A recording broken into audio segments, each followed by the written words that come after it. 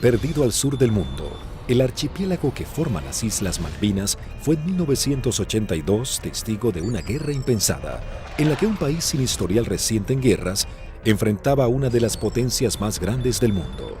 Las batallas se llevaron en tierra, en el mar y en el aire. El mundo se llevó varias sorpresas, pero definitivamente la batalla aérea se llevó gran parte de las miradas. Las arriesgadas maniobras de la aviación argentina y los inéditos modos de ataque hicieron que luego de esta guerra los protocolos de defensa naval cambiaran para siempre. 1982 Malvinas, la guerra desde el aire. Por 150 años los reclamos se realizaron de forma pacífica y diplomática. Sin embargo, en 1982, Argentina decide recuperarlas por la fuerza. Como respuesta, Inglaterra hace zarpar a la flota más grande que enviara contra un objetivo desde la finalización de la Segunda Guerra Mundial. La Royal Navy y sus modernos Harrier enfrentarían a la aviación argentina y bombardearían objetivos terrestres en las islas. Estaba a punto de gestarse uno de los enfrentamientos más espectaculares de la aviación moderna. Los Sea Harrier y los Harrier GR-3 llegaban a la zona de conflicto con el objetivo de dominar la batalla aérea. La mayor ventaja de estos cazas es que despegan verticalmente gracias a sus toberas direccionables. A la enorme experiencia de los pilotos británicos en combates aire-aire, se sumaba que llegaban armados con el misil americano Sidewinder IM-9L, capaz de alcanzar a su blanco, aun siendo lanzado desde cualquier posición. Argentina se preparaba para enfrentar a las fuerzas de tareas británicas con diferentes aviones que había adquirido en los últimos 40 años. Si bien tecnológicamente estaba muy lejos del ejército británico, los pilotos tenían confianza en su desempeño. Había que pensar que el A4, el Skyhawk, era un avión que se compró de un diseño de la década del 50. Es un avión que la Fuerza Aérea lo compró usado en el desierto de Mojave, se le hizo el overhaul y se trajo a la Argentina. Voló aproximadamente 140.000 horas antes de la Guerra de Malvinas, o por ahí. O sea que es un avión que tuvimos muchísima experiencia. La flota de la Fuerza Aérea Argentina estaba compuesta por las máquinas que para el momento eran antiguas. En 1955 había iniciado un plan de renovación de sus cazas y bombarderos pesados. Los primeros que habían llegado al país luego de implementar esta política fueron los bombarderos Canberra, que para aquel momento contaban con un sistema de armas de vanguardia.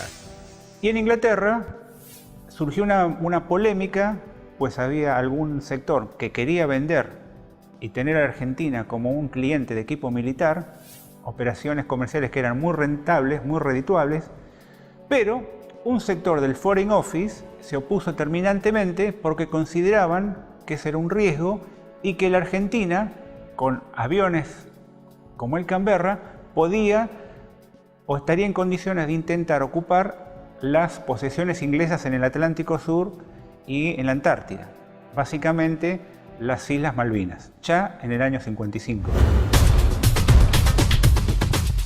La mayoría llevábamos muchos años en la unidad, habíamos tenido un adiestramiento muy bueno, muy adecuado. Para nosotros esto era como participar en uno de los tantos ejercicios que se hacían, ¿no es cierto?, en esa época, y se simulaban operaciones reales, con lo cual teníamos un adiestramiento muy bueno y aparte un conocimiento mutuo entre las tripulaciones muy bueno, ¿no es cierto?, y aparte un espíritu realmente que nunca decayó. En la década de los 60, la Fuerza Aérea adquiere el cazabombardero A4 Skyhawk de manufactura americana. La Fuerza Aérea Argentina comenzó a recibir sus primeros A4 en 1966 y 1974 se adquirió un nuevo lote de 25 Skyhawks A4C. La Fuerza Aérea Argentina también contaba con un avión de combate de fabricación nacional, IA-58 Pucará. Una docena de cazas a reacción Mirage 3 que habían sido adquiridos con la finalidad de proveer defensa aérea a la ciudad de Buenos Aires también estaban al servicio de las batallas aéreas. 39 aviones Dagger de origen israelí, su principal función era la cobertura aérea y el bombardero. En 1972, la aviación naval argentina adquirió un lote de 16 Skyhawks A4Q, que fueron destinados a la tercera escuadrilla de caza y ataque con asiento en la base aeronaval de Comandante Espora. La tercera de caza y ataque con Skyhawk había desarrollado numerosas técnicas o tácticas propias para atacar naves a mar abierto. Era una unidad desde ese punto de vista muy experimentada y reconocida inclusive por su capacidad. Estos Skyhawks, a diferencia del A4B y C, se caracterizaban por ser un sistema de armas capaz de operar desde el portaaviones argentino 25 de mayo.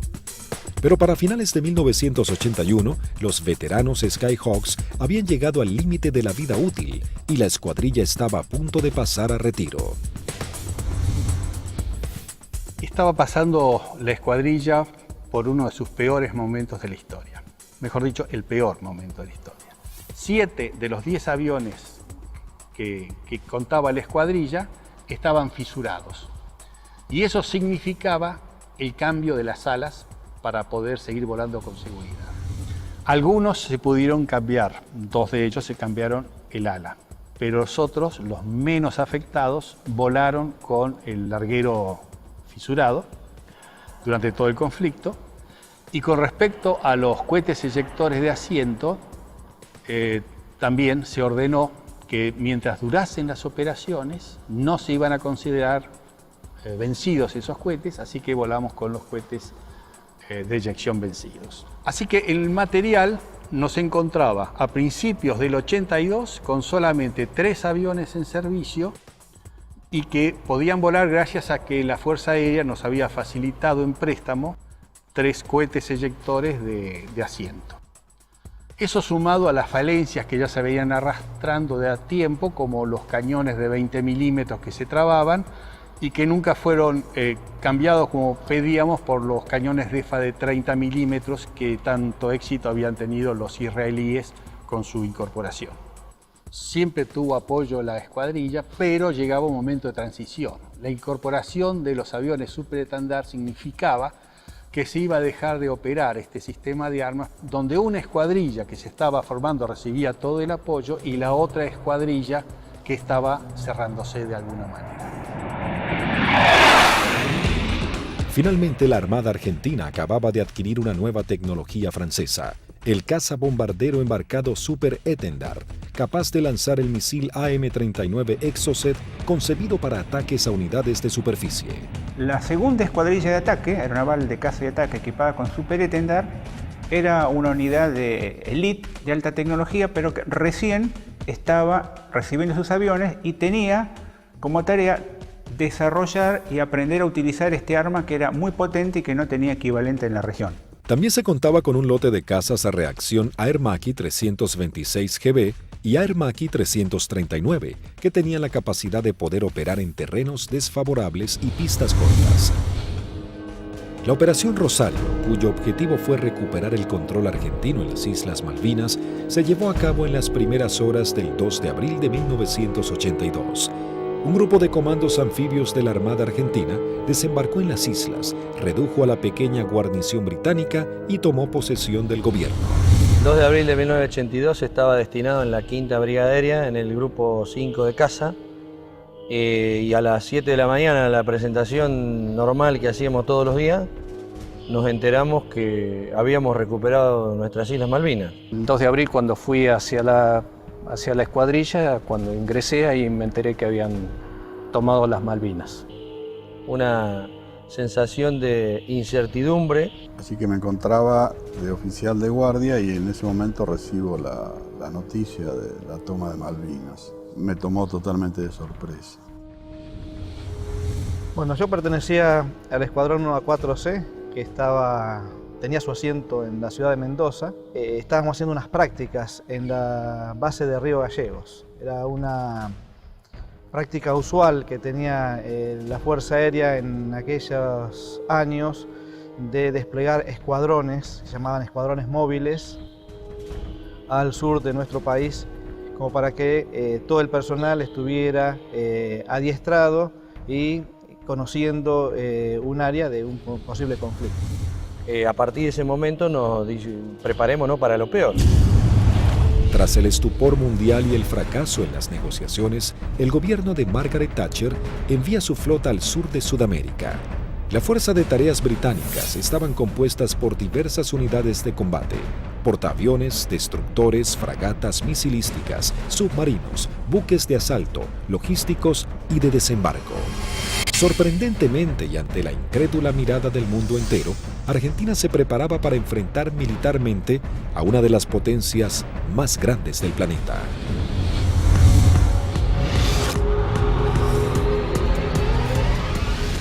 Los pilotos argentinos tuvieron un veloz entrenamiento para aprender a neutralizar objetivos navales sin ser derribados. La operación exigía sortear los sistemas de detección y defensa de los buques para poder aproximarse al blanco y lanzar sus bombas por encima del mismo. Había que equilibrar la inferioridad tecnológica con la capacidad humana.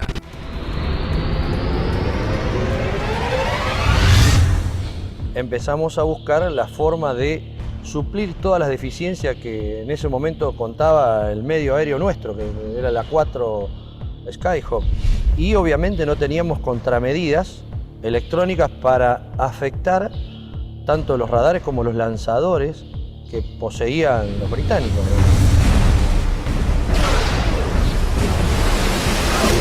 Los misiles que tenían desde 30 kilómetros, desde 20 kilómetros, 15 kilómetros y a partir de ahí cañones o armamento liviano, digamos. O sea, tenían una defensa muy grande para un solo elemento que podía ser un destructor, digamos.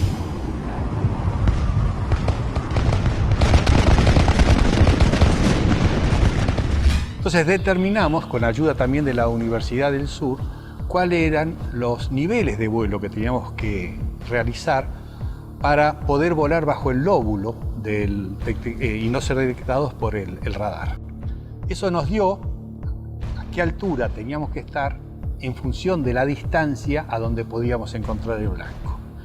Y en la última parte, ya desde unos 50 kilómetros del blanco, teníamos que volar por debajo de los 15 metros, bastante pegados al agua, para no ser detectados por ese lóbulo. Dentro de los 20 kilómetros ya nos tomaba. Pero esa demora impedía que los sistemas de armas dirigidos por radar pudiesen apuntarnos con mayor anticipación y eso evitaba de alguna manera o demoraba la posibilidad de ser derribados. Los aviones debían volar a escasos metros del suelo, no más de 10 metros a velocidades que oscilaban entre los 900 y 1000 kilómetros por hora. La mayoría no poseía radares y las comunicaciones debían ser mínimas para evitar ser detectados. Las maniobras eran realmente arriesgadas, pero parecía ser la única forma de poder enfrentar a la moderna flota británica. El adiestramiento de vuelo rasante era complejo y arriesgado. En el mar no había ninguna referencia visual de la altura en que se encontraba. Los A4B y A4C no contaban con un radioaltímetro, instrumento fundamental que mide la altura en la que se encuentra el avión con respecto a la superficie del suelo. El instinto y el oficio pasaron a ser herramientas vitales para los pilotos. Durante la práctica le tratábamos de decir al guía que volara más bajo, hasta tanto perdiéramos la vista del horizonte mar y ya empezaba a entrar en el efecto suelo del mar, empezaba a cabalgar sobre la turbulencia que producía el aire, cerca del mar. El armamento que utilizaba la Fuerza Aérea estaba compuesto por diferentes bombas antiguas, paradójicamente de origen británico. Y nosotros usábamos una bomba inglesa, la ANM-65A1, de 1000 libras, una bomba de Labro Lincoln, inglesa, de demolición de manzanas, que la devolvimos con muchísimo cariño y sin costo, como decía alguno. Paralelamente a los entrenamientos y mientras la flota británica se acercaba más y más, la Armada comenzaba una carrera contra el tiempo intentando de poner en servicio 8 de sus Skyhawks. También los técnicos buscaban poner en funcionamiento los escasos misiles Exocet que habían llegado al país antes del retiro francés. Hasta ese momento esta tecnología solo había sido probada en polígonos de tiro por sus fabricantes. nos dan la orden de la posibilidad de poner a punto el diálogo entre lo que era el sistema nuevo del superestándar con el misil M39. Cuando conectamos todo aquí en el país, el sistema no funcionaba porque eran un avión con un corazón de la época del 80 con las valijas de test que eran de la época del 70. Había ingenieros que se dedicaban a desglosar todo lo que era la parte matemática, cómo traspasar distintas informaciones, y algunas de las cosas también se hicieron por ensayo y error. Se iba buscando como un candado a combinación, ¿no? Se iba buscando número por número hasta llegar al número ideal que el misil pueda leer la información del avión. Y bueno, eso nos llevó un tiempo, hasta que un día la valija que reemplazaba al misil nos da que el misil había salido y que todos los parámetros que habíamos colocado estaban incorrectos. Eso ya nos daba un alto porcentaje de seguridad de que el misil por lo menos recibía la información correcta.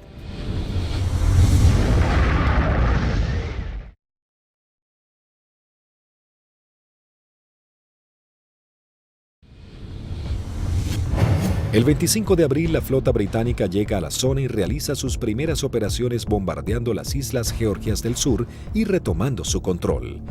5 días después, el 1 de mayo, tiene lugar el inicio de los enfrentamientos en las Islas Malvinas y comienza la batalla aérea. 2 bombarderos Avro Vulcan británicos despegaron de las Islas Ascensión con la intención de dejar fuera de servicio la pista de Puerto Argentino. Al enterarse de la noticia en los aeródromos de Río Gallegos, Río Grande y San Julián, las secciones interceptoras se preparan para entrar en acción. 2 Dagger de la primera sección de Río Gallegos regresan al continente sin haber encontrado ningún objetivo. Una segunda sección de Dagger de la base de Río Grande es la primera en hacer contacto con aviones Harrier británicos. Al despegar hicieron contacto con el radar Malvinas, operado por la Fuerza Aérea Argentina.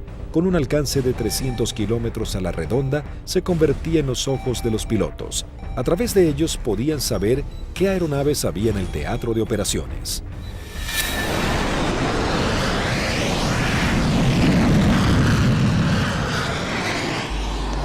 Tienen 2 pichones para ustedes a 120 millas náuticas, 20 grados firme.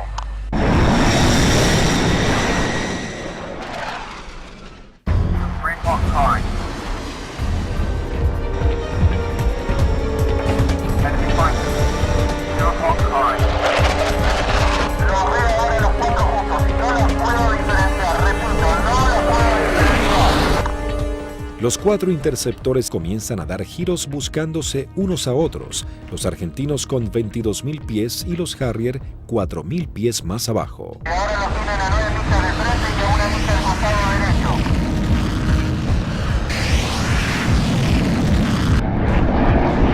Los Harrier, invirtiendo sus toberas, cambian rápidamente de dirección para enfrentar la amenaza argentina. Ahora los Harrier están enfrentados a ustedes, repito, están enfrentados. Los Harrier se niegan a tomar altura para enfrentar a los argentinos, ya que los Dagger tienen un mejor desempeño en altura. Tampoco los argentinos descienden a donde el Harrier corre con ventajas. Por esta razón no se produjo combate alguno. Esa misma tarde se produce la primera baja cuando el primer teniente Ardiles, en uno de los Dagger, armado con misiles Chaffee y cañones, pone rumbo solitario a las islas. Dirigido por el radar Malvinas, aún Eco se acerca a su misión, sin saber que en realidad se aproximaba a una trampa mortal. Lo que erróneamente el radar detectó como un objetivo eran 2 Sea Harriers en formación cerrada. Al descubrir la amenaza argentina, uno de los Sea Harrier se coloca como señuelo, mientras el otro maniobra para colocarse por detrás.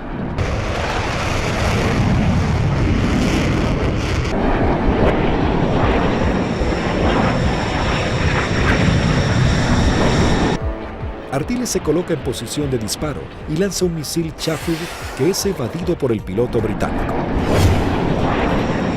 En esos segundos decisivos, el segundo Harrier logra colocarse detrás del avión de Ardiles y acciona su disparador lanzando un misil contra el Dagger. El piloto argentino no pudo eyectarse. Tras patrullar la línea de la costa, 3 Dagger de la base aérea de San Julián prosiguen hacia Puerto Argentino. Antes de llegar se encuentran frente a 3 buques británicos que están bombardeando el área. El destructor y las 2 fragatas abren fuego contra los aviones argentinos sin poder alcanzarlos. En ese momento el capitán Di Meglio lanza sus bombas sobre el destructor. Luego los Dagger inician el escape mientras una patrulla de Harrier va a su encuentro. Los aviones británicos abortan inmediatamente su ataque cuando 2 Dagger armados con misiles se interponen entre ellos y la escuadrilla para facilitar el escape de los argentinos. El 1 de mayo habían comenzado las hostilidades y ambos bandos mostraban todo su poderío y el valor de sus pilotos. Era el bautismo de fuego para la Fuerza Aérea Argentina.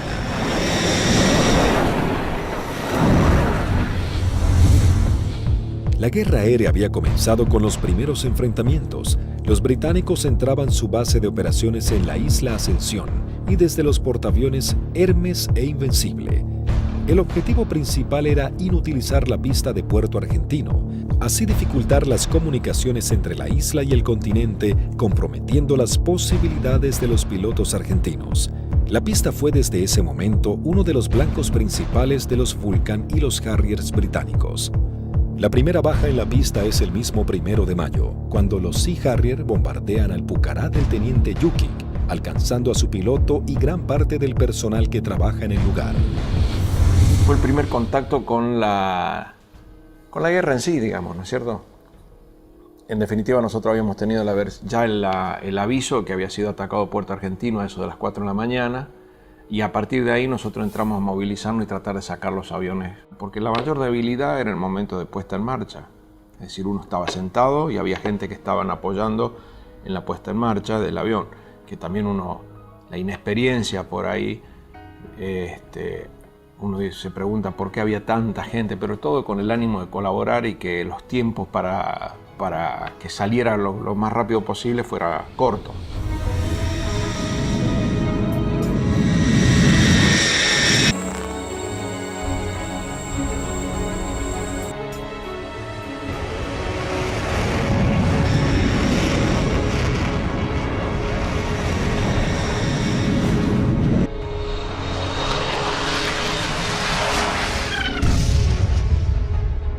Desde armeros, de suboficiales técnicos, electricistas, todo dando vueltas alrededor del avión, que casualmente, desgraciadamente, es el avión donde impactan y casi todos ellos fallecen. A partir de allí, los arribos a Puerto Argentino eran muy arriesgados.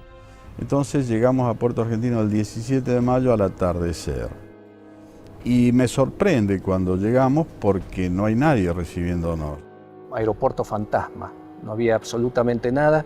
Veía el cráter, estaba lleno de esquirlas, y mientras estaba mirando eso, de pronto veo una camioneta que se empieza a acercar a la distancia de la cabecera opuesta. Para la camioneta, se baja un conscripto y me dice: corra jefe, que hay alarma roja.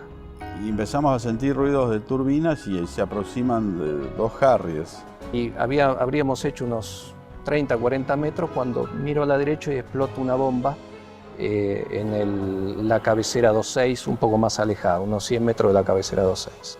Los Harrier pasaban, hacían la PAC, la patrulla aérea de combate en San Carlos, y a la vuelta con una bomba de 1000 libras en el medio, tiraban la bomba y se volvían. O sea que la cantidad de alarmas rojas era muy abundante. El 2 de mayo, el submarino nuclear británico Conqueror hunde al crucero Ara General Belgrano. En la operación mueren 323 marinos argentinos. La guerra había comenzado de la manera más cruda para Argentina.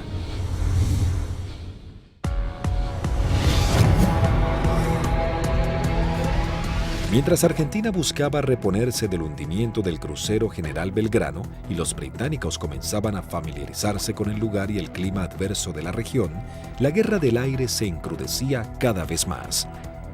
La Fuerza Aérea Argentina tenía el objetivo de diezmar lo antes posible a la flota británica y defender los objetivos en la isla que eran constantemente atacados.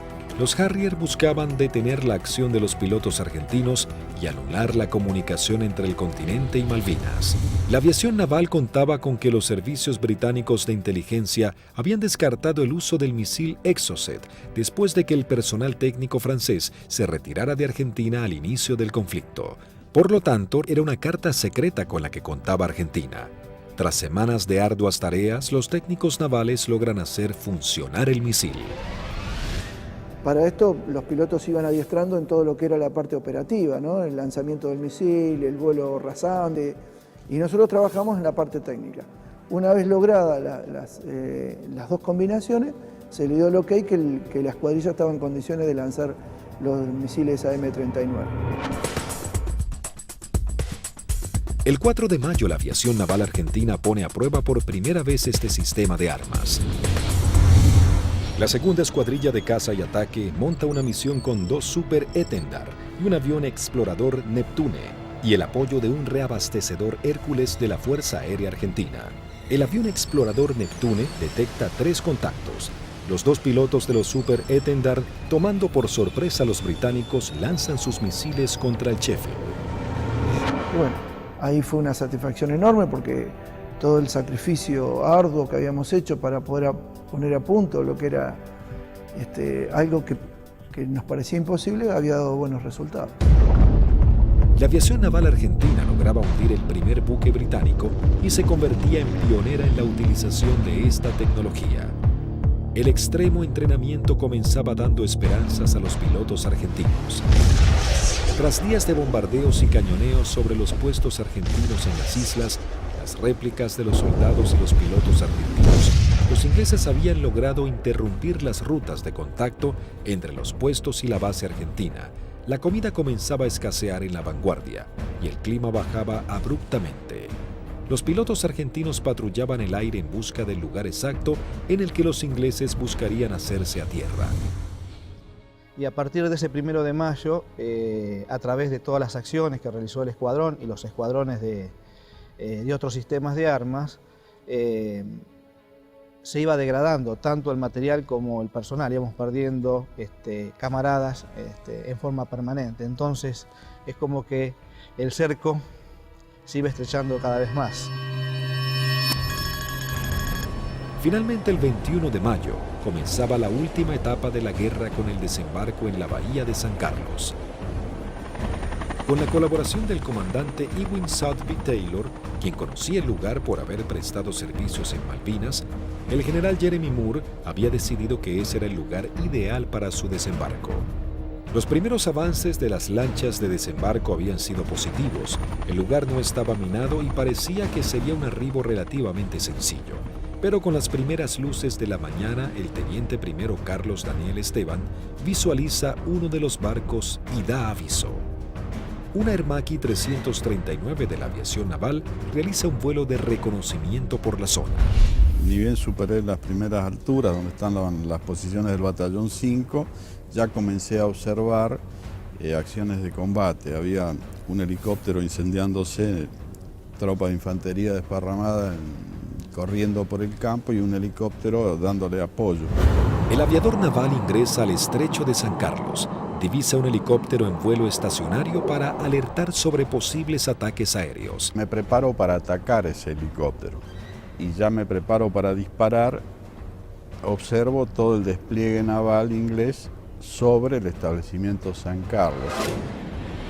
Rápidamente descubre que en el lugar había por lo menos media docena de buques ingleses. Con el piloto inglés nos alcanzamos a mirar. En ese momento recién él me ve. Kripa realiza un brusco giro a la izquierda, pasando a escasos metros del helicóptero. El helicóptero de la Fuerza de Tareas Británica alerta a los buques advirtiéndoles que un jet argentino va hacia ellos. Maniobrando su Hermaki, Kripa somete a su avión a varias G negativas, respondiendo de manera efectiva. Una vez que entro en la corrida de tiro, el buque comienza a tirarme. Yo con cañones y cohetes solamente podía producirle daños muy pequeños, entonces mi intención era tratar de dejarlo fuera de servicio al buque, es decir, atacar todo su sistema de radares, de radios, antenas. Volando en forma rasante se coloca en posición de disparo contra el primer buque que cruza frente a su mira de tiro.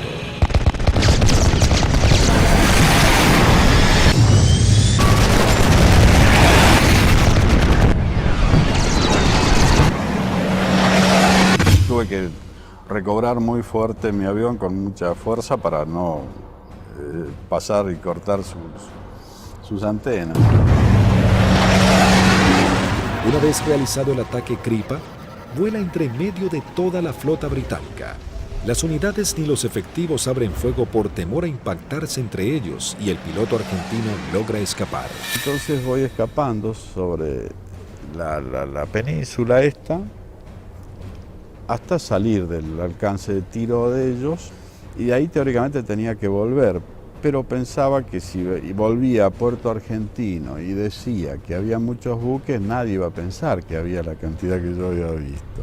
Así que hice una órbita en ese lugar y en el anotador de rodilla que teníamos hice un croquis, posicionando los buques que yo vi en ese momento.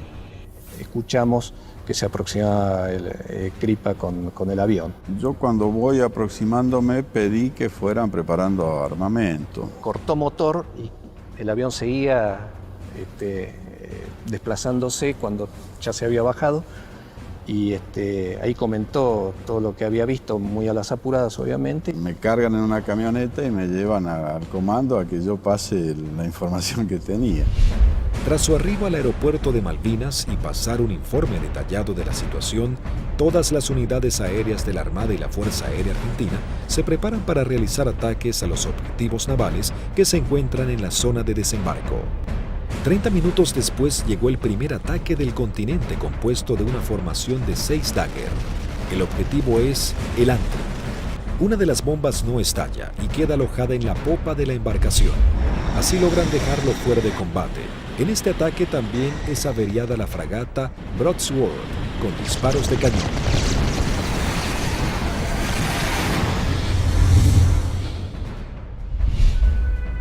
En Río Grande, las escuadrillas de Dagger y A-4Q navales parten para atacar blancos ubicados en el estrecho de San Carlos. Argentina intentaba dominar el espacio aéreo en el archipiélago. Había poco que hablar en ese momento. Hicimos la última información de meteorología y con lo que nos trajo el capitán Castro Fox, salimos 2 secciones reforzadas. Yo salí con el teniente Márquez y el teniente Arca y el sublíder era el teniente Rótolo con el teniente Lecuri y el teniente Silvester.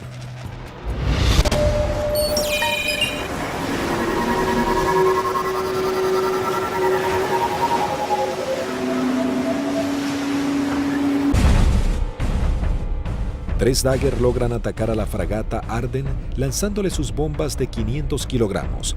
Una de ellas explota en la popa dañando seriamente un helicóptero Sea Lynx y su sistema de defensa.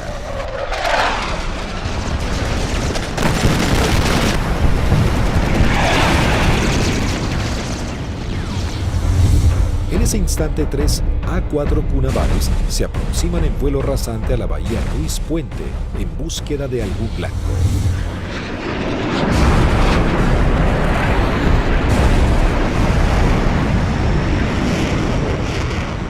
Había lluvia, chubascos, techos bajos y poca visibilidad, condiciones totalmente desfavorables en caso de encontrarnos con algún buque inglés, porque su radar y su sistema de detección de blancos nos iba a ver y lanzar los misiles mucho antes que nosotros los viéramos a él.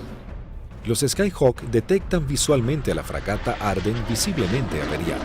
Les ordené atacar, conectamos máster de armamento, que era el único punto que faltaba. Iniciamos un giro para atacar desde una posición relativa favorable. Los 3 A-4Q navales se aproximan en vuelo rasante a 900 kilómetros por hora. El teniente Márquez, quien vuela último, ve el impacto producido por una de las bombas de 250 kilogramos del capitán Alberto Filippi, que da de lleno en la popa, elevando una gran bola de humo y esquirlas.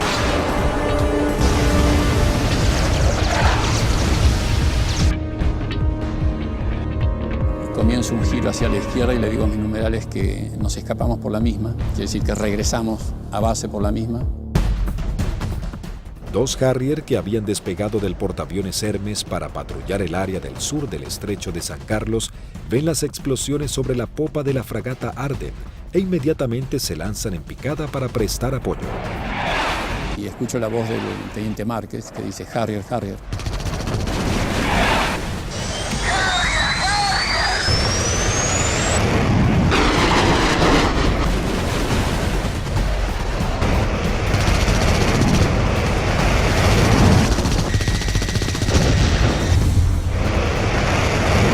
Mientras el otro Harrier va tras el A4Q del capitán Filippi y le lanza un misil Sidewinder.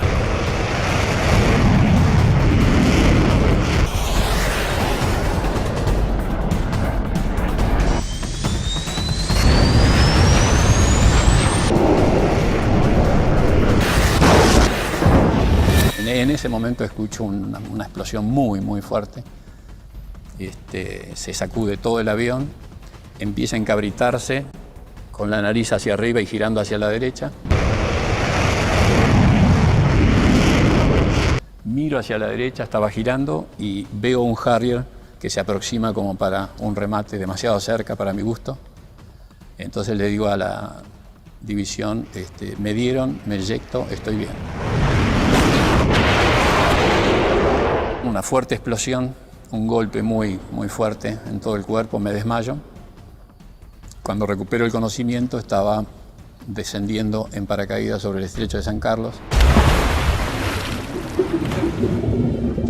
El impacto fue bastante más fuerte de lo que yo me hubiera imaginado. Tuve suerte porque el mismo paracaídas, una vez que entro en el agua, se acuesta y el viento lo infla y el viento mismo me sacan de abajo del agua y me lleva hacia la costa, ¿no? En la costa, bueno, llegué, estaba realmente agotado.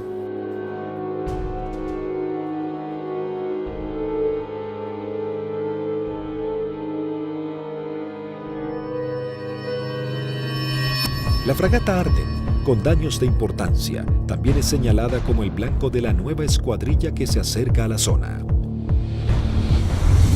Llegamos al borde de la bahía y vimos un destructor en el medio, una fragata para nosotros tipo 21 en el medio del canal, y esa fue la que señalé y esa fue la que atacamos. El teniente Rótolo dice a babor y vimos a lo que después supimos que era la Arden en el medio del canal, del estrecho.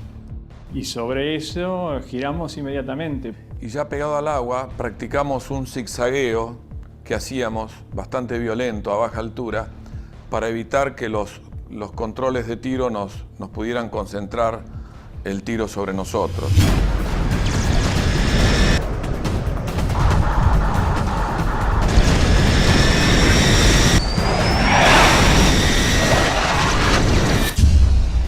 Lo que parece una eternidad antes tiene que ascender a 60 metros, 200 pies, nivelar el avión y empezar a hacer puntería si quiere que la misión sea efectiva. Yo vi que se inundaba el mar de piques y uno sigue con esa trayectoria, ya no tiene otra alternativa.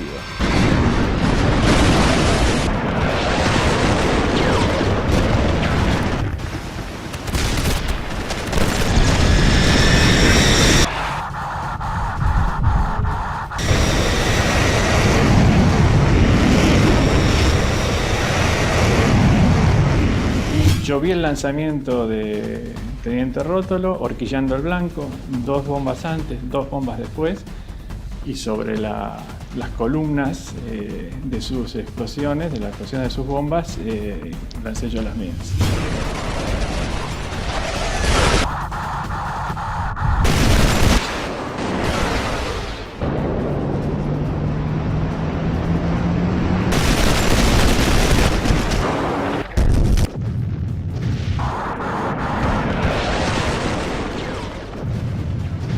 Mientras lanzaba, intentaba no perderlo de vista, porque de hecho estábamos con combustible muy marginal y él tenía un equipo que yo no tenía a bordo, que era el BLF, que es un equipo de navegación y que le permitía una navegación precisa. Mi seguridad de hacer el camino más corto de regreso al aeropuerto era mantenerlo a él a la vista. A pesar de todo el fragor del ataque, alcancé a decirle: rompo por derecha y me voy por el morro del costado, y al poco tiempo un silencio y poco a poco fueron apareciendo. Primero Lecour, después Sylvester. Y ahí nos volvimos a juntar. Por un lado teníamos la satisfacción del deber cumplido y por otro el sabor amargo de haber perdido, bueno, lo que las estadísticas dicen que se pierden en este tipo de ataque a unidades navales. El 50% de las unidades que salen normalmente no regresan. Sí, es un ataque, es violento, es muy violento lo que se vive en la cabina. Debido a los ataques que sufrió ese día, la fragata HMS Ardent se une en las frías aguas del estrecho. Sin embargo, las fuerzas terrestres británicas preparan el avance a Puerto Argentino. Las batallas eran cada vez más encarnizadas. El ejército británico debía lidiar con las tropas argentinas apostadas en las islas, los ataques certeros de la aviación y con el clima, que día a día se volvía más frío. El 23 de mayo se desata un nuevo ataque contra otra de las unidades de superficie claves de la Fuerza de Tareas Británica. Esta vez el blanco es otra fragata clase 21, la Antelope. El primer ataque a los buques en San Carlos comienza poco después de las 9 de la mañana con escuadrillas de Skyhawks navales y de la Fuerza Aérea. Una segunda escuadrilla de 4 Skyhawks A4B de la Fuerza Aérea Argentina se abre paso a través del fuego antiaéreo y de los misiles. Los A4B a cargo del primer teniente Luciano Guadagnini y el alférez Gómez se dirigen hacia la fragata Antelope para atacarla. Guadagnini inicia su corrida de ataque, lanza su bomba y es alcanzado.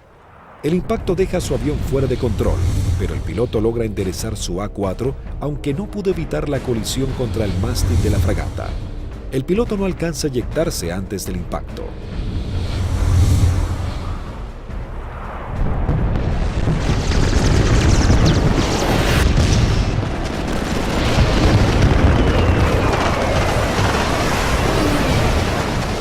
La bomba continuó su trayectoria y quedó alojada en la banda de estribor sin explotar.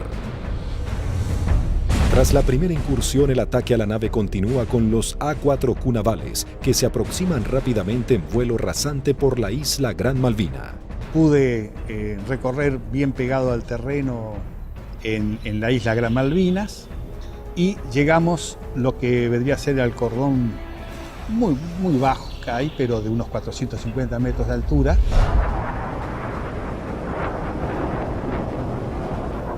Tuve que descender para poder ir hacia la altura de lanzamiento, que son unos 100 metros, y el primer buque que vi en la bahía San Carlos era una fragata de tipo 21, tenía un helicóptero en popa, recuerdo, y me dirijo hacia ella como el primer blanco que había observado. La zona de operación estaba totalmente clara, con sol, despejado y el mar muy calmo.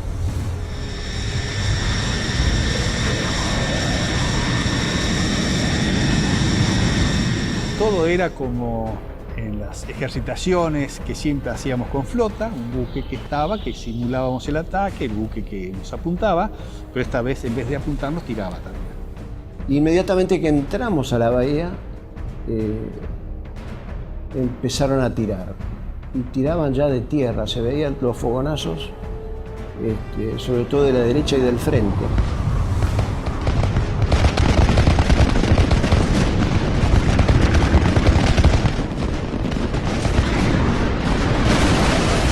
Cuando estaba más cerca de la entrada a la bahía, puedo ver sobre la izquierda a un buque que era más redituable como blanco, porque era un buque grande de tipo logístico. Así que cambié el arrumbamiento para seguir sobre este buque. En un momento dado quise tirar cañones porque tiraban de todos lados y salieron 2 disparos y se me trabaron los cañones. Así que me quedé con la bomba. Veo que desde la proa del buque sale una especie de bengala que reconozco que era un misil, y el misil era un Sicat. que venía en forma así errática hacia mi avión. Hago una maniobra evasiva, un fuerte giro hacia la derecha, algo veo pasar por el costado así de la cabina. Pero evidentemente el misil ese me había sacado en la corrida de puntería, que si bien no me derriba, logra el objetivo de que yo no pueda lanzar con mayor precisión las bombas y evidentemente mi salva fue larga. Habían borrado las matrículas de los buques, así que se veía un buque gris clarito sin poder identificar qué buque era. Cuando paso lanzo, eran 2.000 libras de peso que largaba en un instante, el avión hace una cabreada, quiere subir, impido que suba y cuando miro adelante estaban tirando de todos lados.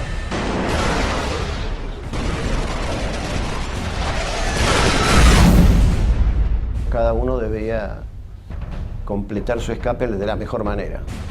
Como cuando estaba del otro lado digo yo, bueno, por donde yo vine no había nada, así que voy a volver por el mismo lugar. Me comunico en esos momentos con los otros dos pilotos que escucho en la frecuencia. Se los escuchaba contentos porque, bueno, estábamos regresando. Yo aterricé, controlé normal el avión, no tuve ningún problema. Cuando llego al extremo de pista, aterriza su bizarreta, pero él venía con las 2.000 libras de bombas, revienta una cubierta en el aterrizaje y se empieza a ir de pista. Y ahí se eyecta y, bueno, fue una eyección fallida. Termina falleciendo a raíz de la eyección.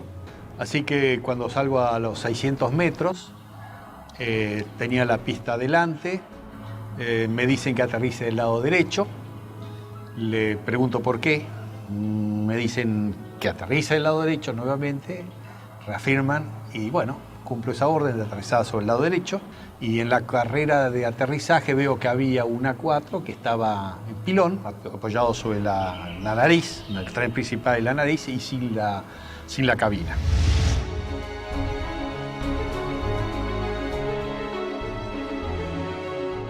No sabíamos nada de los tres primeros y su bizarreta que acaba de morir en el aterrizaje. Aunque dañada severamente, la Antelope aún continúa a flote. Esa noche, mientras se intentaba desarmar una de las bombas, estalla. Automáticamente se produce un incendio masivo y la nave se hunde. Con los británicos en tierra, listos para marchar a Puerto Argentino, la aviación se esforzaba más y más para frustrar sus objetivos. Por las noches, los Canberra arrojan bombas pesadas para hostigar blancos en las áreas donde las tropas británicas poseen puntos fortificados de artillería, logística y puestos de mando. Se usó la táctica, digamos, del tiro a gran altura, pero auxiliado por el radar. La mayor amenaza para nosotros eran los misiles tierra-aire y las patrullas de Harrier. En la última oportunidad que tiramos sobre Monte Kent, el radar nos avisa de que se estaban acercando una patrulla de Harrier y nos fue dando las posiciones relativas, o sea, nos avisa que estaban a 25 millas, nosotros hacemos el tiro, realizamos la maniobra evasiva, a partir de allí le damos al avión la máxima velocidad posible, ¿no es cierto? Vemos que se acercan hasta 20 millas y luego empezamos a perder, digamos, a ganar distancia con respecto a los Harrier, con lo cual esa fue una amenaza concreta que no llegó a acercarse a la distancia de tiro. Con las primeras luces de la mañana del 25 de mayo, el mayor ataque de la aviación argentina comenzaba a gestarse. El almirante Woodward, jefe de la Marina Británica, previendo la situación, rápidamente despliega sus unidades para sostener los ataques. Los observadores navales argentinos mantienen actualizada la posición de los buques enemigos mientras las escuadrillas llegan a la zona. En el continente, los dos Super Étendard de la Armada Argentina preparaban los misiles AM-39 Exocet para un segundo ataque sobre la flota británica con un rumbo de acercamiento diferente para lograr una mayor efectividad. Los británicos tienen certeza que los aviones aparecerán desde tierra, pero los radares no pueden detectarlos. A las 15:20 horas surgen dos A-4B sobre la isla Borbón y se dirigen hacia mar abierto, encontrando a la fragata y el destructor frente a ellos. Los A-4B lanzan su armamento. Una de las bombas rebota en el mar e impacta sobre el buque atravesando su cubierta de vuelo, destrozando la parte delantera de un helicóptero Sea Lynx y luego cae al agua. Los otros dos A-4 se acercaban en rasante rápidamente hacia los buques. Yo iba del lado izquierdo y mi guía del lado derecho, y como no teníamos radar, obviamente, el control lo hacíamos con nuestros ojos. A mí me tocaba controlar desde el frente a la izquierda y el guía del frente a la derecha. No teníamos otra alternativa, digamos.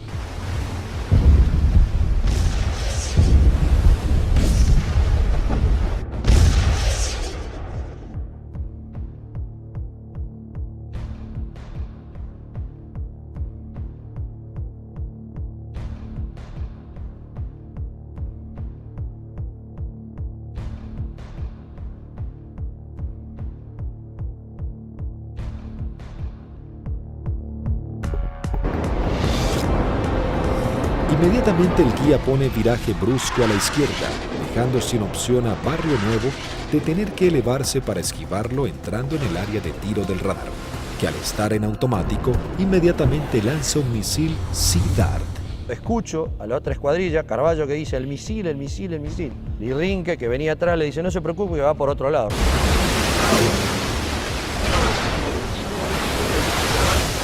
Claro, no iba para ello. Salía hacia la derecha para nuestros aviones, digamos, y para mis aviones. El misil Sea Dart necesita un tiempo para nivelarse e ir tras su blanco.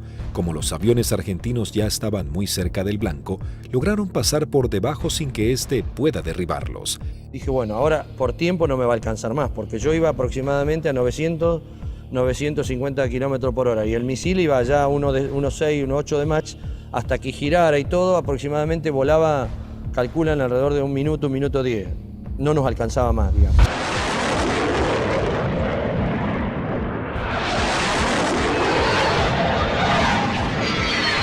Yo lo veo al guía porque le iba formando un poquito más atrás, unos 50, 100 metros más atrás, y veo perfecta las bombas cuando la lanza y impactan a no más de 1 metro del agua.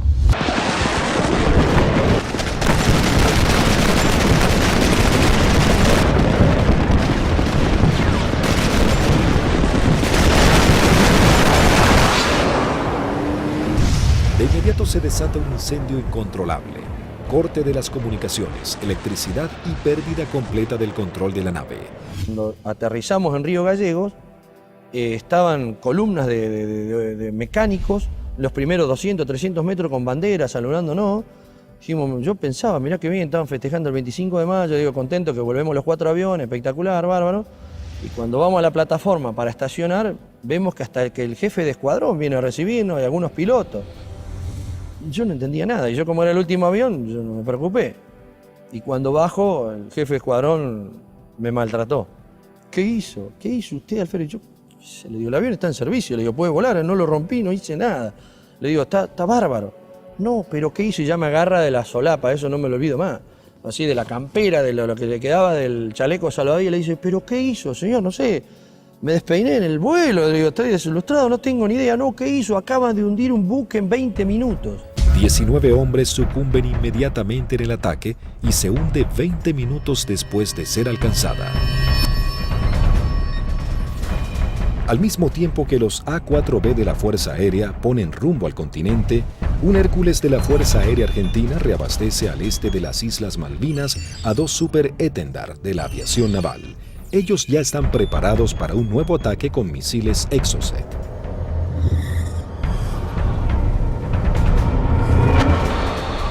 A unos 60 kilómetros de la flota británica, los Super Étendard detectan varios ecos en sus radares. Eligen los más grandes y mientras toman altura de lanzamiento, los datos son transmitidos a sus misiles de manera automática.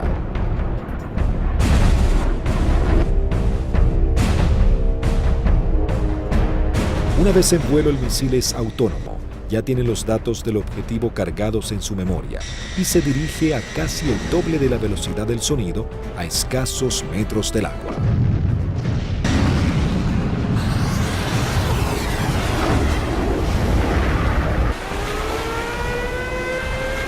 Nuevamente los británicos lanzan una alerta de combate.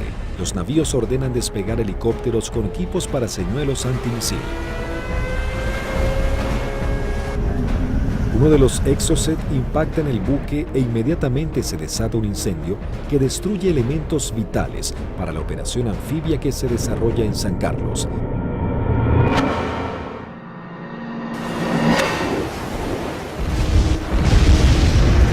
El buque es abandonado y se hunde unos días después. Si bien el daño infligido sobre la flota británica era considerable, cada vez la resistencia argentina estaba más doblegada en las islas. La guerra llegaba a su nivel más desesperante con las bajas temperaturas. Las tropas británicas se preparaban para avanzar por tierra. Sin embargo, los soldados argentinos apostados en las islas no cedían posiciones y los bombardeos aéreos azotaban a la flota británica. Las fuerzas argentinas, visiblemente cercadas en Darwin, resistían con el apoyo de la aviación. El 28 de mayo se proyectó atacar a las posiciones inglesas con los aviones IA-58 Pucará, que desde el 21 de mayo estaban asentados en Puerto Argentino. Conocíamos bastante la zona porque era la zona misma donde nosotros habíamos operado antes, es decir, a los alrededores de lo que habíamos utilizado como campo de aterrizaje nuestro, era la zona donde ya estaban los ingleses aproximándose hacia el pueblito donde estaba la base, digamos lo que quedaba de la base. Yo alcanzo a ver algo que se mueve, levanto y hago una ráfaga de cohetes, siento una voz en la frecuencia de mi radio que me dice desde tierra en Darwin, siga tirando que están ahí, siga tirando que están ahí. Y ahí empiezo a sentir dos disparos también que me empiezan a impactar en el avión. El Pucará, si tiene alguna cosa, es la maravilla del gran poder de absorción de impactos, digamos, porque la manera que yo sentía que me pegaban, digo, me van a desarmar el avión. Yo trato de salir, como los impactos que me pegaban eran casi todos del lado derecho, quiero virar el avión hacia la izquierda y ahí el avión ya no me responde. Bueno, entonces ahí tomo la decisión de eyectarme. Muy bajo, yo ya estaba, creo que no más de 15, 20 metros del suelo. La sensación de estar colgado en un paracaídas no la tengo porque fue como si hiciera un salto desde un techo al suelo, porque fue todo demasiado rápido. Tengo grabado en la memoria que pasa el avión abajo mío todavía y el agujero a través de la cúpula por donde había salido el asiento. Y todavía que le siguen tirando porque se ven trazantes que van hacia el avión. No vi si el paracaídas se abrió, no sé, no supe nada. Ya me encontré en el suelo y enredado intenté salir corriendo y ahí me enredo en los cordones del paracaídas, que caigo, me vuelvo a levantar y tratándome de sacarme el paracaídas y ahí ya me agarran dos ingleses, me apuntan y se me acabó la historia. Con las bajas temperaturas, los plazos eran cada vez más cortos y los ingleses buscaban generar un desenlace rápido. La Fuerza de Tareas Británica intenta cerrar su cerco sobre Puerto Argentino.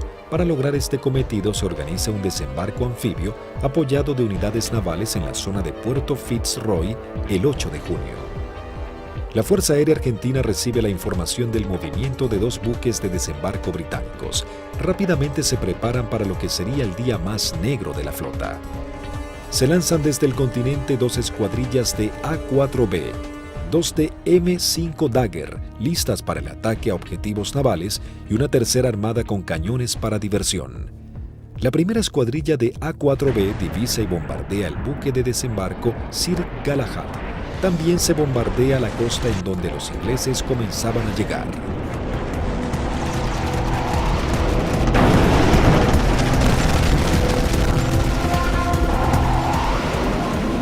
La Fuerza Aérea Argentina, sabiendo que ha logrado impactar en los buques de desembarco, redobla su apuesta y envía una escuadrilla de A-4C y 2 A-4B para bombardear las posiciones terrestres en la cabeza de playa.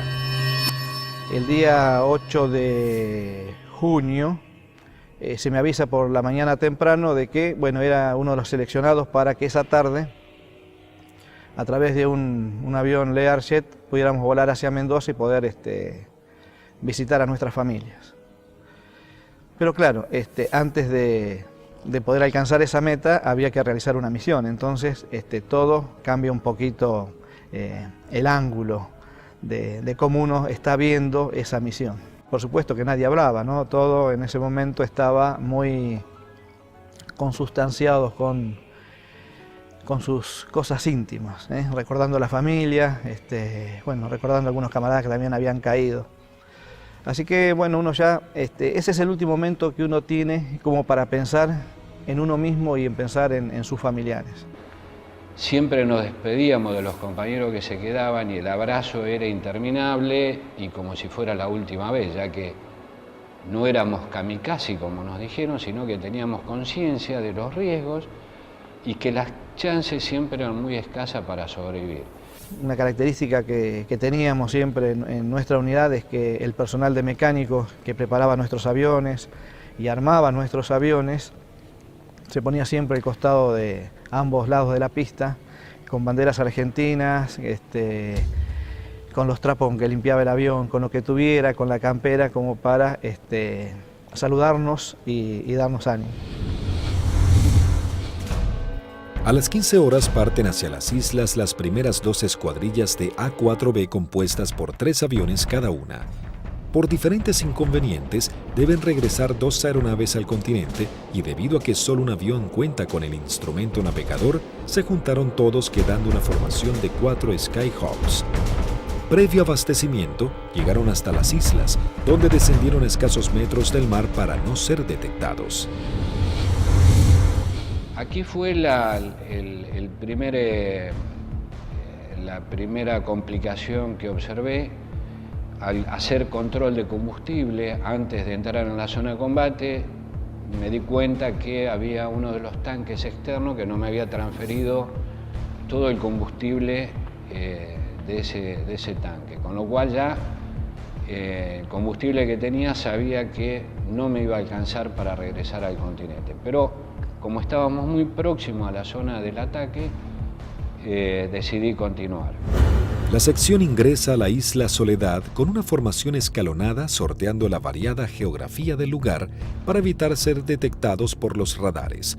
Los pilotos saben que no cuentan con el factor sorpresa y que serán recibidos con un intenso fuego antiaéreo. Realmente dantesco, a pesar de que ya teníamos todos experiencia de que nos tiraran, pero era dantesco ver la cantidad de proyectiles 20 milímetros, 30 milímetros, artillería antiaérea y misiles de diversos tipos. Los A4 sobrepasan las defensas aéreas y se dirigen rumbo a Bahía Agradable. En ese momento sucede algo inesperado para Sánchez. El numeral 4 lo sobrepasa, quedando él en 4º lugar. Inmediatamente yo traté de acelerar mi avión para volver a tomar la posición que yo tenía inicialmente en la formación. O sea, trataba de alcanzarlo a Vázquez pasándolo por la derecha. 2 Sea Harrier del Escuadrón 800 giran en círculo sobre Fitzroy.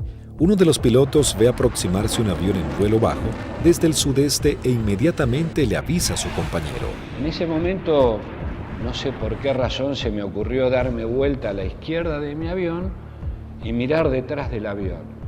Y lo que se veían eran impactos de proyectiles atrás de mi avión, inmediatamente en la cola, y se levantaban surtidores de aguas, varios piques detrás de mi avión.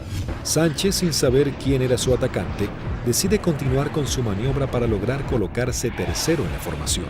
Cuando está sobrepasando al alférez Vázquez, Bolsan, el líder, encuentra al lanchón de desembarco saliendo del seno Choi Seul. Cuando la ve, inmediatamente pone viraje y el resto de los aviones lo siguen, con lo cual los 3 aviones se me vinieron encima mío. Ninguno se había dado cuenta que yo venía tratando de ocupar mi posición, con lo cual los tuve que saltar por arriba, evitándolos, tomé altura, lo cual siempre era un riesgo, porque evitábamos tomar altura en la zona del combate porque era un tiro al pato, decíamos, de cualquier avión o cualquier buque que anduviera en la zona. Ante la atónica mirada de los pilotos británicos, los 3 Skyhawks inician su corrida ataque hacia el lanchón. El numeral 2, teniente Juan Arraras, logra impactar de lleno la embarcación con sus bombas, ignorando la presencia de los aviones Sea Harrier. Hay algo que me llama la atención a mi derecha y a unos 500 metros veo 2 Sea Harrier a la misma altura que yo, bien formaditos, paralelos, un poquito más retrasado el segundo avión, el guía era David Morgan y el numeral Smith. El Sea Harrier lanza su primer Sidewinder hacia el avión de Arraras e inmediatamente Sánchez da la alerta. Cuando vi eso, que lanzó el misil, les doy la voz de alerta a mis compañeros, o sea, misil en el aire, 2 Sea Harrier. Arraras es impactado por un misil en su parte trasera, dejándolo fuera de control. Si bien se eyecta, no logra sobrevivir. El Harrier arremete contra el segundo A4. Tiene en su mira al avión de Vázquez. Lanza su misil impactándolo de lleno y sin que pudiera eyectarse. Realmente ese fue un momento choqueante, quedé muy choqueado porque el pensamiento era hace un instante, era un compañero mío, un amigo mío, un camarada mío, y que desapareciera de esa forma, o sea, me impactó mucho, ¿no?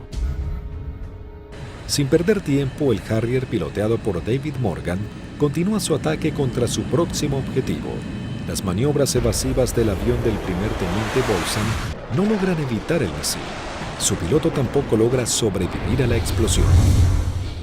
Y al volver a entrar en conciencia, inmediatamente fui a buscar los 2 Sea Harrier, ya que yo estaba expuesto también a recibir un ataque. No los vi donde estaban últimamente, en la última posición. Se me ocurrió mirar para arriba y ahí es que veo un Sea Harrier que empieza a hacer, baja su nariz para iniciar el ataque a donde yo estaba en ese momento posicionado.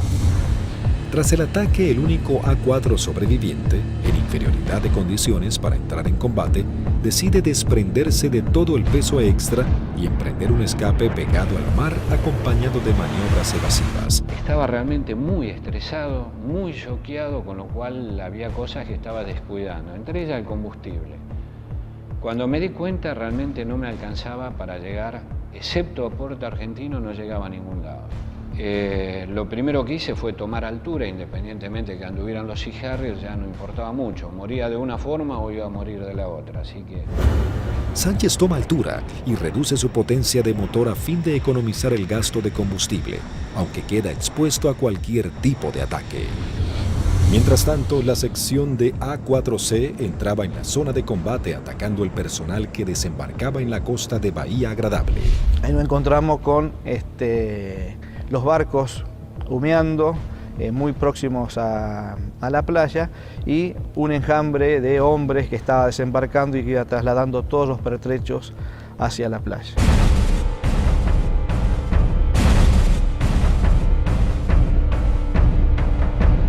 A partir del momento en que nos visualizaron, comenzaron a disparar tanto con armas livianas como con los misiles Blue Pie, que son misiles transportados por un hombre.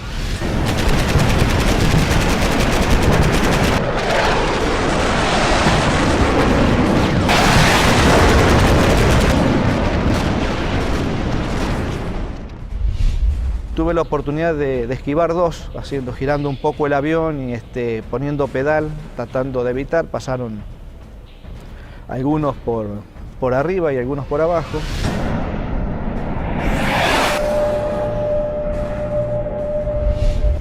Siento también una explosión en la parte delantera de mi avión, que bueno, puede ser algún misil que me haya tocado, pero pude seguir operando, lancé las bombas y en el momento en que giro a la izquierda veo a mi numeral que está escapando hacia la izquierda con una luz roja que lo está siguiendo. Cuando gira hacia el otro lado veo al numeral del capitán Caffarati también con otro misil en la cola y le vuelvo a gritar, pero hace caso omiso, pero era a través o por el problema que yo tenía de mi equipo de radio. El Skyhawk del teniente Sánchez se encontraba expuesto en altura, con sus cañones trabados y sin combustible para llegar a la base. Toda su escuadrilla había sido derribada y no había sobrevivientes. De la decisión del piloto podría salvarse, caer prisionero o congelarse en medio del mar. Mientras tanto, en algún lugar sobre el océano Atlántico, el teniente Sánchez decide arriesgarse e ir en busca del Hércules reabastecedor, descartando la idea de regresar a las islas para eyectarse y ser tomado prisionero. Cuando vamos camino al reabastecedor, escucho la voz del, en el momento, el teniente Sánchez, el Pipi Sánchez, que había sido uno de los únicos sobrevivientes del ataque anterior. Tenía una última oportunidad, si el reabastecedor, el avión Hércules, se había quedado en la zona, me quedaba una chance más. Con lo cual le hice el llamado en la frecuencia de reabastecimiento, me contestó. Las comunicaciones eran dramáticas porque yo estaba desesperado, así que le pedí por favor que si me podía ayudar, necesitaba reunirme con él y que me diera combustible. Él me daba indicaciones de posiciones geográficas, pero yo al no tener mi equipo de a bordo, porque solamente algunos aviones lo transportaban, no tenía forma de ubicarlo geográficamente. Escuchar la voz de él en forma casi desesperada, llamando al avión Hércules reabastecedor para que lo pudiera alcanzar. La tripulación era el vicecomoro Cano y el capitán Rubik. Realmente, si le debo la vida a alguien es a ellos. Siempre digo que son mis segundos padres. La situación era que la última vez que vi el indicador de combustible no me quedaban más de 400 litros, que prácticamente no da para nada, realmente no daba para nada. Con lo cual dejé de verlo porque lo único que hacía era producirme más estrés por no estar acoplado al Hércules. La tripulación del Hércules, en un gesto heroico, se aproxima bastante a las islas y le da la tranquilidad de decirle, quédate tranquilo, pibe, que ya estamos yendo para allá.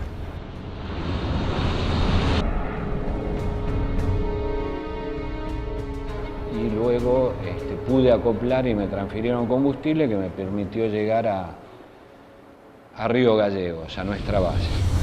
En el regreso, el brigadier Paredi observa que su indicador del nivel de aceite de su avión comienza a fluctuar. Nuevamente el fantasma de la caída en medio del océano vuelve a aparecer. Con lo cual digo, bueno, puede ser que me hayan producido alguna perforación, esté perdiendo aceite y se grane el motor y acá me queda a mitad de camino. Lo único que atiné fue a sacar mi libreta de control de procedimiento, donde tenía una foto de mi señor y mis hijos, para echarle una última mirada, para decir, bueno, por lo menos están en mi recuerdo hasta último momento.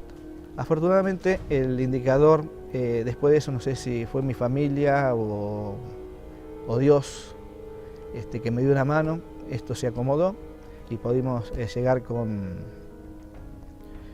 felicidad a la base San Julián. Con las últimas luces del día, aterriza el teniente Sánchez luego de su trágica misión. Llegué prácticamente en las últimas horas, ya estaba oscureciendo. Me impresionó mucho en el momento que llegué a plataforma, choqueado, transpirado, mal, estresado, ver los mecánicos de mis 3 compañeros que no iban a volver, que los estaban esperando. Así fue como terminó ese día. Lamentablemente los 3 compañeros míos murieron, 2 fueron derribados por David Morgan y 1 por el Smith, volando sin largo. Habían logrado detener un desembarco clave para las fuerzas de tareas británicas, las misiones cada vez más peligrosas y dejaban en claro el poderío de la aviación argentina.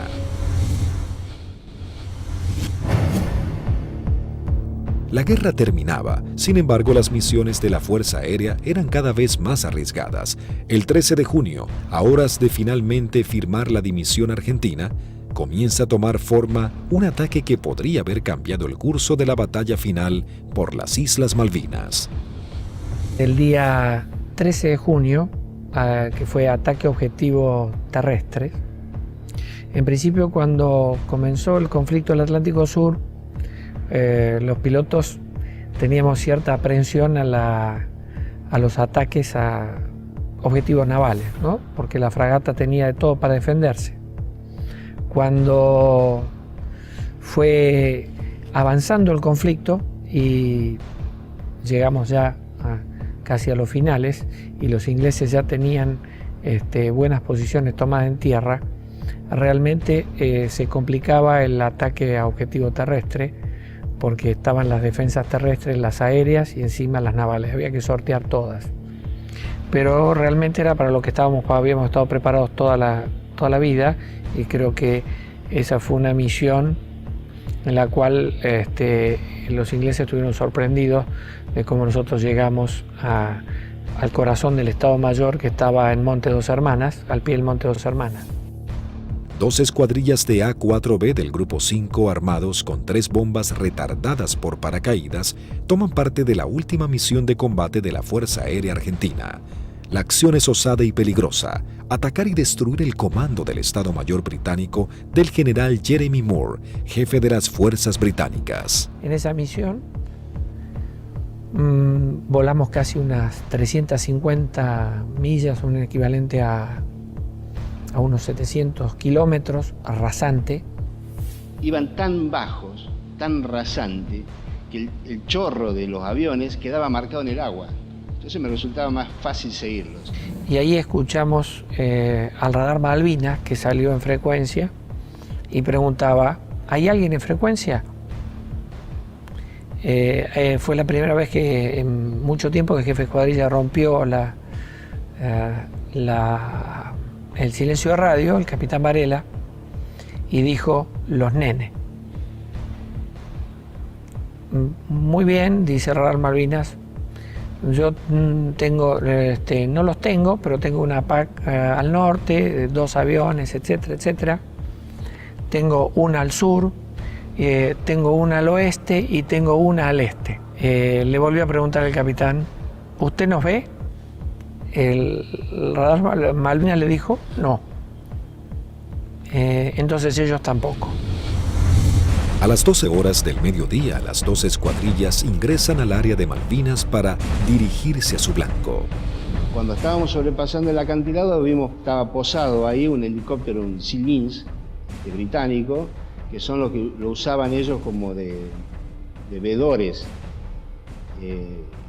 Y yo pienso que ese helicóptero informó la posición nuestra, informó la entrada nuestra a la isla. Inmediatamente de eso, el radar Malvinas empezó a dirigir al aire, dar todos los movimientos a las PAC. Todas las PAC iban concentrándose hacia el lugar de nuestra ruta. Los A4B toman vuelo rasante máximo, en formación cerrada, pegándose contra el terreno para evadirse de los Harrier que venían a derribarlos. El jefe de escuadrilla observó un soldado inglés con su casco y su fusil que subía una colina y lo encontró de frente al avión. Evidentemente estábamos volando muy bajo. Varela iba como siguiendo el terreno, volando bajo, y por momentos se perdía de vista. Cruzamos esa pequeña loma y por delante nuestro había un campamento muy prolijo con unos shelters y una veintena de helicópteros aterrizados en ese sitio, y un despliegue de gente.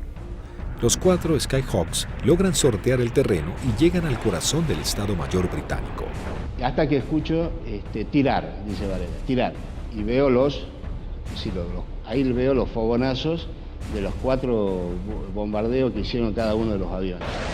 Los A4B se dirigen directamente al cuartel general y lanzan sus bombas. En medio del caos e improvisando la defensa, el general Moore escapa del ataque. Pude ver el impacto de los helicópteros en marcha y el impacto de los cañones nuestros, una mancha marrón que iba pegando en cada uno de las puertas del helicóptero. Yo era la primera experiencia que tenía de haber tirado tan cerca. Incluso uno de los helicópteros despega y, digamos, nos pone el rotor de frente al avión. La segunda escuadrilla, al mando del teniente Cepeda, entra en acción realizando un segundo ataque sobre los cuarteles de Muro. Cuando yo veo ese escenario, ordeno a mi escuadrilla tirar en ese lugar, ya sobrepasado el ataque de Varela, más adelante. Tiramos las bombas y bueno, vamos a salir. Yo salgo, sigo la línea de vuelo y venía un helicóptero, un Siquín, cruzando de mi derecha a izquierda. Y empecé a disparar a ojo, pero como la munición es trazante, me quedaba marcado por dónde iba la munición, entonces yo veía y movía el comando como para que barrerlo al helicóptero con la munición.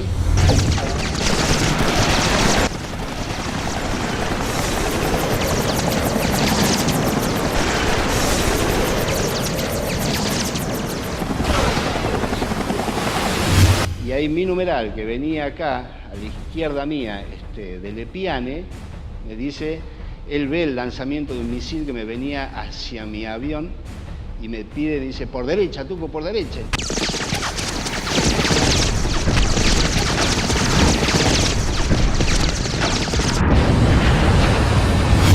Decidimos salir en forma individual, atravesando las islas, con regreso al continente, por a San Julián. Los A4B emprenden su regreso al continente volando rasante. Algunos de ellos con averías deben ascender para economizar combustible. Las situaciones individuales de los pilotos se vuelven complejas. Utilizo mi avión y veo a mi derecha, abajo a mi derecha, una sombra de un avión, de un perfil de un avión. Uy, es un Harrier. Me viene siguiendo un Harrier. Entonces ahí empiezo a hacer maniobras evasivas de viraje de máxima performance, de mucha G, tanto para la izquierda como para la derecha. Izquierda para la derecha. Y cada vez que nivelaba el avión, veía, estaba la sombra. Yo digo, pero este Cristo no se va. Digo, ¿cómo hago para sacármelo de encima? Miraba por el espejo, miraba por el otro espejo, miraba para atrás, parecía una lechuza, daba la vuelta a la cabeza así, miraba por un lado, miraba para el otro y estaba la sombra ahí. Era mi avión, era la sombra de mi avión. Empecé como a tranquilizarme, yo mismo me hablaba, me decía, tranquilízate Tuco, porque así no podés seguir, no podés, estaba muy nervioso, estaba como que por el momento temblaba, no sé, una sensación muy rara de ese momento vivido ahí. El numeral 2 de la escuadrilla que nos seguía empezó a perder combustible, notar que perdía combustible en forma muy grande, ese fue el alférez de Lepiane. Otro momento terrible de esa misión, cuando el piano me pregunta si qué hacía. Imagínate, el alférez me dice que voy al reabastecedor o me eyecto en la isla. Una decisión que yo, por más jefe de escuadrilla que fuera en ese momento, yo no la podía tomar porque estoy decidiendo sobre la vida de un camarada y de un amigo. Era muy difícil. Dije, piano, encomendate en Dios, pedile a Dios que te ayude y decidí vos, no me lo pidas a mí, por favor, decidí vos. Ya sabíamos que como estaba y con las transmisiones que recibíamos no volvía al continente, entonces le pedimos al reabastecedor que lo fuera a buscar. Y él veía que a medida que se iba buscando a la coordenada donde nos canta donde estaba el reabastecedor, él veía su indicador de combustible bajar más, me decía, tengo 500, tengo 300, tengo 200, yo decía, no llega a nada, no te busca nadie, no te rescata nadie, en medio del Atlántico no te rescata nadie. El comandante del Hércules, vicecomodoro Lee 30, escuchando los pedidos de Lepiane, decide ir hacia él aún sabiendo que puede ser derribado por misiles británicos. Ahí en ese momento el piano lo ve al Hércules, él estaba arriba del Hércules y hace el viraje y se le tira al Hércules. Pensá que era un alférez, tenía muy pocas horas de vuelo. Y creo que debe haber sido el tercer reabastecimiento de él.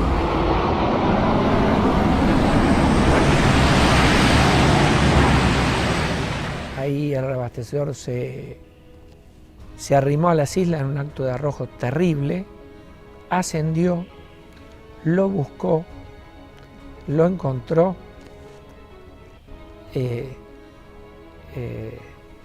reabastecieron con una pérdida de combustible muy importante en el plano, tenía un agujero que atravesaba el plano completo, o sea que todo lo que le daban, parte iba al motor y el resto iba fuera del avión, y regresamos todos sanos y salvos al continente.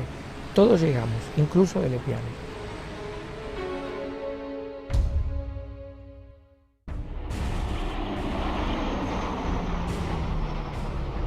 Ese fue un factor importantísimo en el desarrollo de la guerra, el tema del reabastecimiento. Nosotros estábamos muy compenetrados y nos entendíamos muy bien con los pilotos, las tripulaciones de Hércules, y fue uno de los secretos mejor guardados de la guerra y en la cual le dio la posibilidad de éxito a muchas misiones de la Fuerza, fue que los ingleses nunca pudieron encontrar dónde hacíamos los reabastecimientos. Buscaron por todos lados, nunca encontraron un Hércules haciendo reabastecimiento. Las misiones extremadamente peligrosas en las que se embarcaban los pilotos eran los últimos actos heroicos de una guerra que ya llegaba a su fin. El 14 de junio de 1982, las tropas británicas finalmente ingresan en Puerto Argentino y se firma la rendición argentina. El general Mario Benjamín Menéndez, jefe de las guarniciones argentinas en las islas, le informa a su par británico que solo puede responder por sus unidades en Malvinas. El general Moore insiste en la necesidad imprescindible de interrumpir las acciones y Menéndez le reitera su falta de control sobre la Fuerza Aérea y la aviación naval, pero le garantiza que no efectuará ningún pedido de misiones. Moore comenta sus experiencias en San Carlos y Monte Kent, donde noche a noche eran bombardeados por los Canberra, y agrega que el día anterior había salvado su vida por un minuto al ser atacados por aviones A-4B. El conflicto deja a los británicos con su flota desmantelada y no es posible proseguir con las operaciones navales.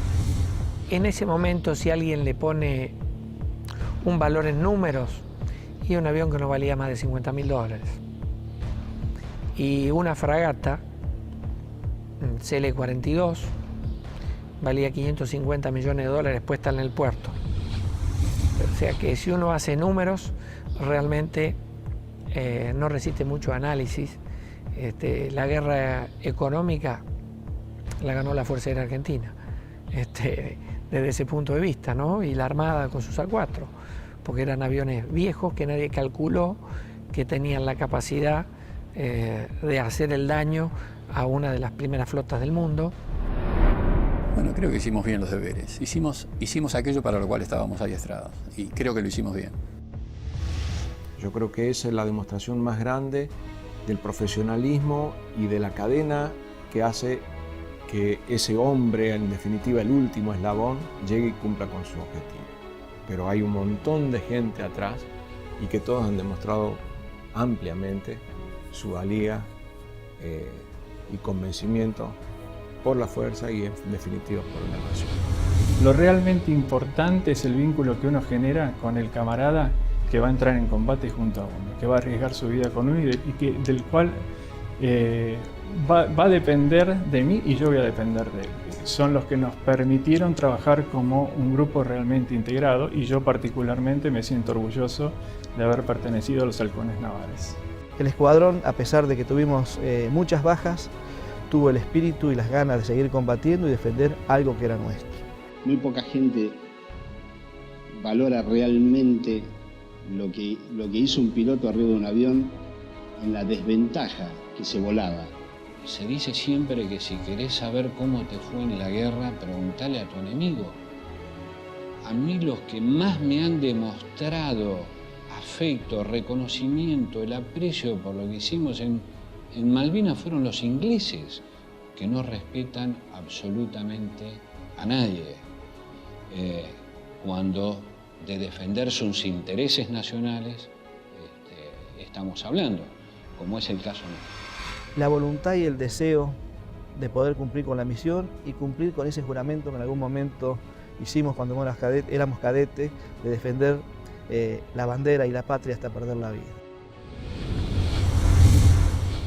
36 aviadores de la Fuerza Aérea Argentina y 4 de la Aviación Naval Argentina perecieron en operaciones de combate y accidentes.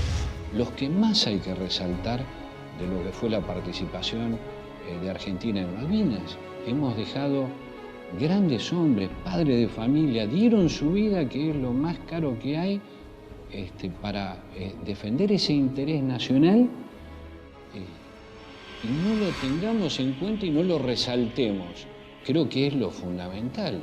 Primero y fundamental, el mejor recuerdo para aquellos que dieron todo, que es fundamentalmente la vida de aquellos que no volvieron. Es el gran honor para mí de haber compartido haber conocido héroes vivos. Eso yo creo que es el mayor honor que he tenido, que me ha permitido la vida. Un joven típico, entusiasmado y comprometido con amor a la patria. La verdad que, como lo dicen a veces en las historias, bueno, ese era Márquez. Lo tenía todo, generoso, bondadoso, valiente. Y bueno, y le tocó este combate que lo hizo con mucha dignidad. La verdad que para nosotros es un símbolo en la escuadrilla. Márquez era subordinado mío en operaciones, así que era un excelente amigo y un gran profesional. A él le tocó quedarse como custodiando nuestra soberanía. Pero yo siento que su vida, aunque fue muy corta, fueron apenas 29 años, él vivió una vida muy plena.